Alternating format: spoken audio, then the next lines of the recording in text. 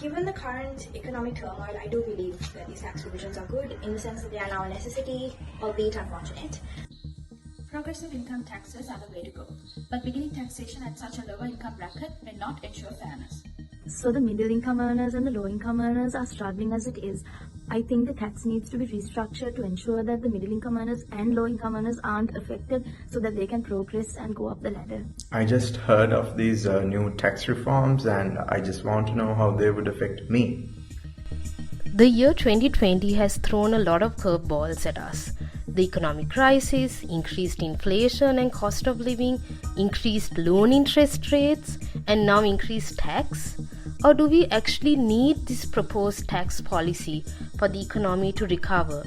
Amendments to the Inland Revenue Bill was gazetted on October 11, 2022. Let's look at the most jarring of changes to the bill. Income taxes have increased drastically, where on average it has increased by almost 78%. But if we look closer at the chart, it is the lower tax brackets who has a large leap in the percentage of tax that they will have to pay. Another noticeable feature to the bill is that the tax relief threshold has reduced from 3 million to 1.2 million. What does this mean? If your monthly taxable income is over rupees 100,000, you will most probably be taxed according to the proposed bill. It is not just people who will be burdened with tax increase, but corporates too. Small and medium scale enterprises, export companies, and now IT companies have to pay increased tax. But hold on, let's stop panicking. Sri Lanka needs direct income taxes more than ever, and let's see why. Sri Lanka has one of the lowest tax to GDP ratios in the world, where in June 2022, tax was only 8% of Sri Lanka's GDP. An ideal tax to GDP has to be at least over 15%.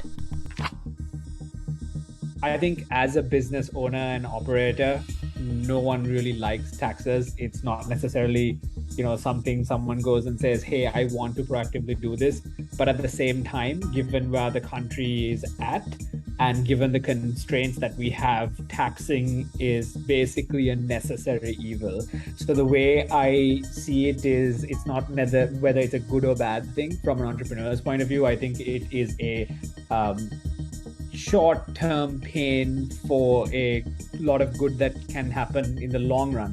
Where, as an entrepreneur, where my concerns come is not necessarily taxation. I think most businesses don't really have to worry about the bottom line till they're at least relatively or moderately successful. If you're just starting a company, you have a lot of problems that you need to solve before worrying about tax. You have to make sure that you can find customers, whether you can set up your company, what do you need to do from compliance, finance, infrastructure. I think those are the biggest problems that we as a country have in terms of what's preventing entrepreneurship, not necessarily taxation. Why do we need to pay tax anyway?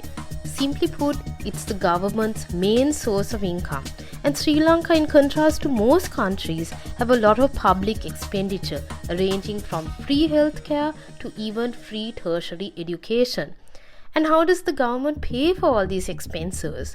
Staggering debt. Another issue Sri Lanka faces is that 80% of our tax income comes from indirect taxes such as VAT.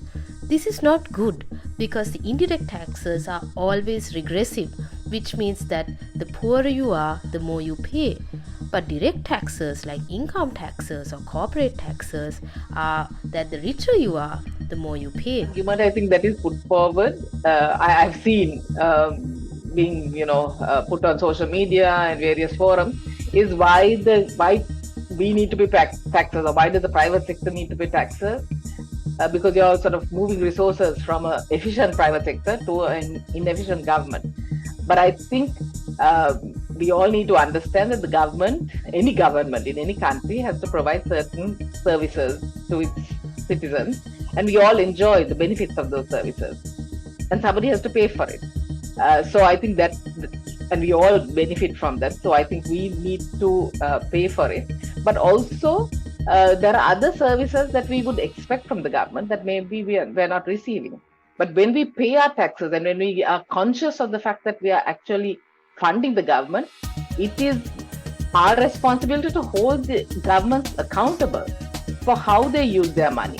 And I think in the past, what has happened is, because most of maybe our taxes were paid through indirect taxes, where we didn't really feel that we were paying these taxes, the accountability was much less. Hopefully now, where we can see that we are paying taxes to the government, because we are paying more through our income, through direct taxes, that we will hold our governments accountable for the money that is transferred to them and the money that is and how it Many is may spent. cheer the increase in direct taxes, but sadly there has been an increase in indirect taxes too, such as VAT. But Sri Lanka definitely needs tax for our economy to survive. We fought for a smooth running of government, but the government cannot run without money. We can't have the cake and eat it too. But saying that the biggest bane in Sri Lankan taxation is that it is so complicated. One of the arguments given for people not paying taxes is the tax system is complicated. So I think again this is something that they're trying to address through this bill, because some of the taxes, I mean, in the past we had this the payee tax, where the tax was deducted by the employer, or withholding tax where the tax is deducted at source. I think those features have been brought back. And also I think there is a greater emphasis on digitalizing or e-tax filing. The Inland Revenue Department has already put that in motion, but it's not mandatory. But I think these are all attempts to make the whole tax process much more convenient. But I think there are other areas that also need to be addressed, and some of these are in terms of grievance handling. It's a long process through which if there is something. We can only hope that our tax money will be used without oversight. But we need taxes to run our country efficiently. We just cannot depend on debt forever. Tax is terrible, but a debt-ridden economic crisis is worse. We need tax as a necessary evil to heal from the crisis.